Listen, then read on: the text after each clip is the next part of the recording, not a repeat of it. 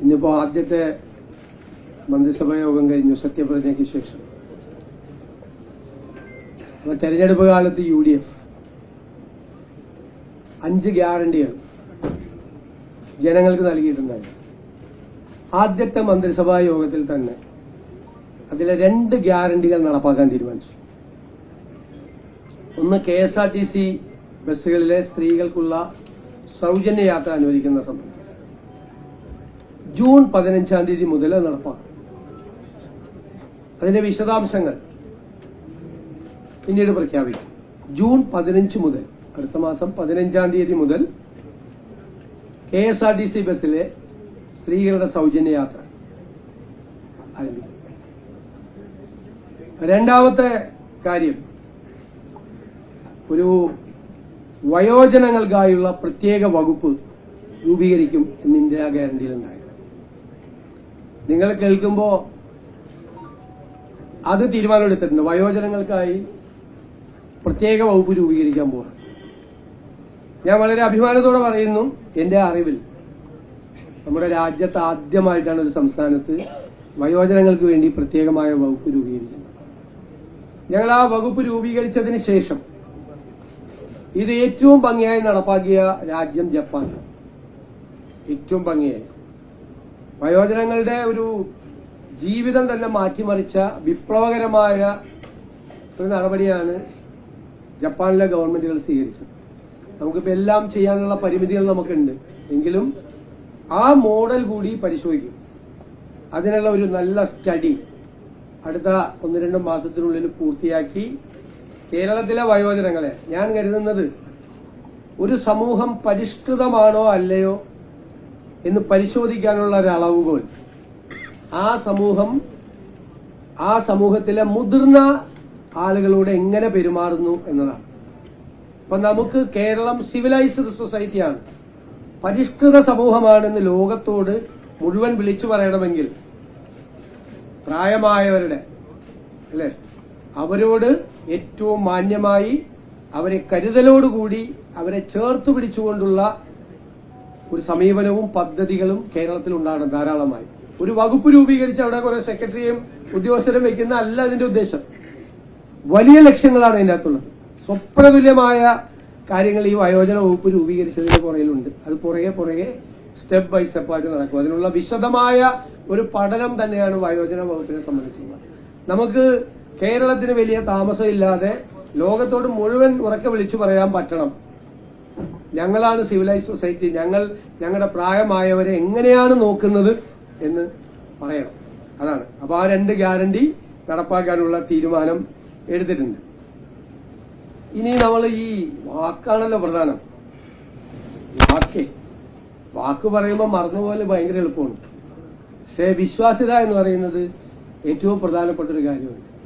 ഞാൻ തന്നെ ആശാ വർക്കർമാരുടെ പന്തലിൽ പോയി സമരം അവസാനിപ്പിക്കുന്നതിന് മുമ്പും സമരം അവസാനിപ്പിച്ച ദിവസം വാക്ക് പറയണ്ടായിരുന്നു. ആദ്യത്തെ ക്യാബിനറ്റിൽ നിങ്ങളുടെ സഹായങ്ങൾ പ്രഖ്യാപിച്ചു തുടങ്ങും. എല്ലാം അവരാവശ്യപ്പെട്ട മുഴുവൻ കാര്യങ്ങളും ചെയ്യണമെന്ന് നമുക്കുണ്ട്. പക്ഷെ നിങ്ങൾക്കറിയാലോ, നമ്മളൊരു സമ്പദ് വ്യവസ്ഥയെക്കുറിച്ചുള്ള ഒരു പഠനങ്ങളൊക്കെ നടക്കുന്നേയുള്ളൂ. എങ്കിലും ആദ്യഘട്ടത്തിലായി അവർക്ക് 3000 രൂപയുടെ വർധനവ് പ്രഖ്യാപിക്കുക ആദ്യത്തെ ക്യാബിനറ്റ് യോഗം തീരുമാനിച്ചു. റിട്ടയർമെന്റ് ബെനിഫിറ്റിനെ സംബന്ധിച്ചിട്ടുള്ള യോഗം അടുത്ത 1 മാസത്തിനുള്ളിൽ തന്നെ അതുകൂടി തീരുമാനിച്ചു പ്രഖ്യാപിക്കും. കാരണം അതിന്റെ കുറച്ച് ഫിനാൻഷ്യൽ ലയബിലിറ്റിയും മറ്റു കാര്യങ്ങളെ കുറിച്ചുള്ള റിപ്പോർട്ടുകൾ വളരെ പെട്ടെന്നല്ലേ, നമ്മളിപ്പോ ചാർജ് എടുത്താലേ നമുക്ക് ഇതൊക്കെ ചോദിക്കാൻ പറ്റുള്ളൂ. അതൊക്കെ വരാനുള്ള ചില കാലതാമസങ്ങൾ കൊണ്ട് മാത്രമാണ്. അപ്പൊ അവരോട് പറഞ്ഞ വാക്കുകൾ തീർച്ചയായിട്ടും പാലിക്കും. ആദ്യഘട്ടത്തിലാണ് 3000 രൂപ വർദ്ധിപ്പിക്കുന്നത്. റിട്ടയർമെന്റ് ബെനിഫിറ്റിന്റെ കാര്യം ഒരുപാട് തീരുമാനിക്കും. കുറച്ചുകൂടി കഴിയുമ്പോൾ അടുത്തൊരു ഘട്ടം കൂടി പ്രഖ്യാപിക്കും.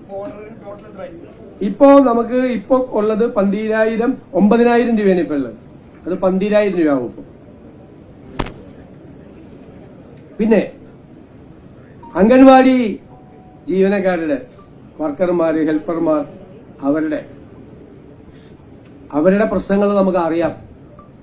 ഞാൻ തന്നെ നിയമസഭയിൽ അവതരിപ്പിച്ചിട്ടുണ്ട്, ഞങ്ങൾ തന്നെ നിയമസഭയിൽ അവതരിപ്പിച്ചിട്ടുണ്ട്. അവരുടെ കാര്യം മറന്നുപോയിട്ടില്ല എന്ന് അവരെ ഓർപ്പിക്കാൻ കൂടി വലിയ തുകയൊന്നുമല്ല, 1000 രൂപ അവരുടെ വരുമാനത്തിൽ വർദ്ധിപ്പിക്കും. വലിയ തുകയൊന്നുമല്ലത്. അവർക്ക് 14,500 രൂപയും 15,000 രൂപയുടെ നിലവിൽ കിട്ടുന്നത്. അതിനോട് 1000 രൂപ കൂടി. സാമ്പത്തിക സ്ഥിതി കുറച്ചുകൂടി മെച്ചപ്പെടുമ്പോൾ അവരുടെ കാര്യം മറന്നുപോയില്ല, നിങ്ങളുടെ കാര്യവും ഞങ്ങളുടെ ഓർമ്മയിലുണ്ട് എന്ന പാവങ്ങളോടുള്ള ഒരു മെസ്സേജാണ് 1000 രൂപ കൂട്ടിയത്. നിങ്ങൾ ഞങ്ങളുടെ മനസ്സിലുണ്ട് എന്നുള്ളൊരു മെസ്സേജ്, സന്ദേശം അതാണ്. പിന്നെ സംസ്ഥാനത്തെ പാചക തൊഴിലാളികളുടെ വേതനം വളരെ മോശമാണ്. അവർക്കും അതുപോലെ തന്നെ ഒരു 1000 രൂപ നമ്മൾ വർദ്ധിപ്പിച്ചിട്ടുണ്ട്. സംസ്ഥാനത്ത് ജോലി ചെയ്തു വരുന്ന പ്രീ പ്രൈമറി ടീച്ചർമാരുടെയും ആയമാരുടെയും ഓണറേറിയം അതും ഒരു 1000 രൂപ കൂട്ടിയിട്ടുണ്ട്. ഇതെല്ലാം നമ്മൾ അതിന്റെ സാമ്പത്തിക ബാധ്യതകളെല്ലാം പരിശോധിച്ചതിന് ശേഷമാണ് ഇതെല്ലാം ചെയ്തത്. അതുകൊണ്ടാണ്, ഇല്ലെങ്കിൽ 2000 രൂപയും 3000 രൂപയൊക്കെ കൊടുക്കണമെന്ന് ആഗ്രഹം ഉണ്ടായിരുന്നു. 1000 രൂപ ആക്കിയത് അതാണ്. പക്ഷെ നമ്മളൊരു ടാർഗറ്റ് ചെയ്തിട്ടുണ്ട്. ഞാൻ പറയാം പിന്നീട് സാമ്പത്തിക സ്ഥിതി എങ്ങനെയാണ് മെച്ചപ്പെടുത്താൻ പോകുന്നതെന്നൊക്കെ അതിപ്പോ ഇന്നെല്ലാം കൂടി പറയണ്ടല്ലോ. ഒരു പ്ലാൻ ഉണ്ട് നമുക്ക്. ആ പ്ലാൻ നമ്മൾ ഇംപ്ലിമെന്റ് ചെയ്ത് കഴിയുമ്പോൾ ഉണ്ടാകുന്ന ഒരു വ്യത്യാസം വരും. അതിനൊരു ടൈം ഫ്രെയിമും ഉണ്ട് നമുക്ക്. അതെല്ലാം അടുത്ത ദിവസങ്ങളിൽ അതിന്റെ പൂർണ്ണമായ തീരുമാനം നമ്മൾ വരും. ഇതാണ് ചെയ്തിരിക്കുന്നത്. പിന്നെ നമ്മുടെ നിയമസഭാ സമ്മേളനം മെയ് 21-ന് MLA-മാരുടെ സത്യപ്രതിജ്ഞ നടത്താനും 22-ന് സ്പീക്കറെ തിരഞ്ഞെടുക്കുന്നതിനുമായി നിയമസഭയുടെ ഒരു പ്രത്യേക സമ്മേളനം വിളിച്ചു ചേർക്കാൻ ബഹുമാനപ്പെട്ട ഗവർണറോട് ഞങ്ങൾ ശുപാർശ ചെയ്തിട്ടുണ്ട്. അങ്ങനെയാണെങ്കിൽ അതിന്റെ അംഗീകാരം കിട്ടുന്നതനുസരിച്ച് മെയ് 29-ന് ഗവർണറുടെ നയപ്രഖ്യാപന പ്രസംഗം കൂടി ഉണ്ടാവും. നമ്മുടെ സഭയിലെ ഏറ്റവും സീനിയറായ ആലപ്പുഴ MLA കൂടിയായ മുൻ മന്ത്രി ശ്രീ G. സുധാകരനെ പ്രോടൈം സ്പീക്കറായി നിയമിക്കുന്നതിന് നമ്മൾ തീരുമാനമെടുത്തു. ഈ സുധാകരനാണ് പ്രോടൈം സ്പീക്കർ.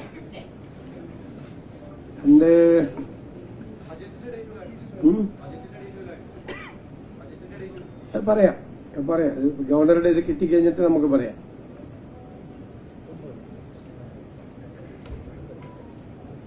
പിന്നെ നിലവിലെ advocate general Shri K. Gopalakrishna Kurup രാജിവെച്ചിട്ടുണ്ട്.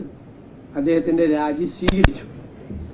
Advocate Jaiju ബാബുവിനെ അഡ്വക്കേറ്റ് ജനറലായി, സീനിയർ അഡ്വക്കേറ്റാണ് ഹൈക്കോടതിയിലെ സീനിയർ അഡ്വക്കേറ്റ് ശ്രീ ജയ്ജു ബാബുവിനെ അഡ്വക്കേറ്റ് ജനറലായി നിയമിക്കാൻ തീരുമാനിച്ചു.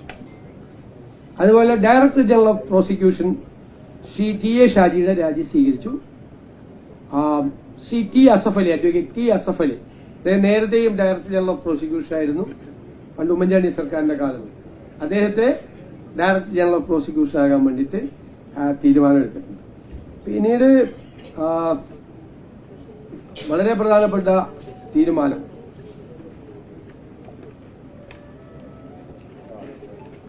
നമ്മൾ ombudsman, state election commissioner, PSC members, information commissioner തുടങ്ങിയ കാര്യങ്ങളിൽ തീരുമാനമായിട്ടില്ല. അപ്പൊ അത് പുതിയ മന്ത്രിസഭ, പുതിയ ഗവൺമെന്റ് അത് അറിയിക്കും എന്ന് ഗവർണറെ അറിയിക്കാൻ തീരുമാനിച്ചിട്ടുണ്ട്. 15/12/2023 ഈ നവകേരള സദസ്സിന്റെ പരിപാടിയുടെ ഭാഗമായി അന്നത്തെ മുഖ്യമന്ത്രി ആലപ്പുഴ ജില്ലയിൽ എത്തിയപ്പോൾ റോഡരികിൽ പ്രതിഷേധം നടത്തിയ 2 പേർക്കെതിരായി മുഖ്യമന്ത്രിയുടെ ഗൺമാന്മാരായ ആളുകൾ വളഞ്ഞിട്ട് ആക്രമിച്ച സംഭവം കേരളത്തെ നടുക്കിയൊരു സംഭവം ഉണ്ടായി. ഒന്നും മറക്കാൻ പറ്റുന്നതാണ്. അതില് അല്ലേ നമ്മളതിന്റെ രാഷ്ട്രീയ പ്രതികാരത്തിനൊന്നും അല്ല പോകുന്നത്. ബഹുമാനപ്പെട്ട ആലപ്പുഴ മജിസ്ട്രേറ്റ് കോടതി നവംബർ 8, 2024 ഒരു ഉത്തരവിട്ടിട്ടുണ്ട്. എന്താണ് ഉത്തരവ്? അതൊരു അന്വേഷണം നടത്തണം, പുനരന്വേഷണം നടത്തണം.